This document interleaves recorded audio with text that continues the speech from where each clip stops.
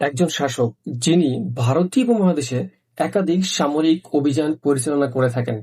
ইতিহাসে গভীরভাবে শ্রদ্ধার সাথে তাকে আজও স্মরণ করা হচ্ছে। তিনি হচ্ছেন মাহমুদ গজনবী। মাহমুদ গজনবী জন্মগ্রহণ করেন আনুমানিক ৯৭১ খ্রিস্টাব্দে এবং মৃত্যুবরণ করেন ১০৩০ খ্রিস্টাব্দে।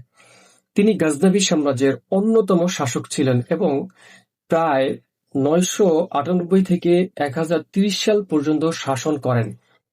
তার নেতৃত্বে খোরাসান, আফগানিস্তান ও ভারতীয় উপমহাদেশের বিভিন্ন অঞ্চলে বহু সামরিক অভিযান পরিচালিত হয়। বিশেষ করে উত্তর-পশ্চিম ভারত ও পাঞ্জাব অঞ্চলে তার অভিযান ইতিহাসে ব্যাপকভাবে আলোচিত। তবে শুধু যুদ্ধ নয়, তার শাসনামলে জ্ঞান চর্চা, সাহিত্য ও সংস্কৃতিরও পৃষ্ঠপোষকতা ছিল। বিখ্যাত পণ্ডিত আল-বিরুনি তার সময়ে গজনিতে অবস্থান করেন এবং ভারত সম্পর্কে গুরুত্বপূর্ণ গবেষণা করেন। কবি ফেরদৌসীও তার যুগের অন্যতম বিখ্যাত সাহিত্যিক ছিলেন।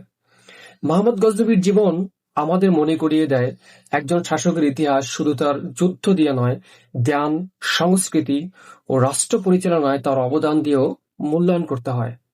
আল্লাহ সুবহানাহু ওয়া তাআলা এই মহান মুজাহিদকে জান্নাতুল ফেরদৌস দান করুন।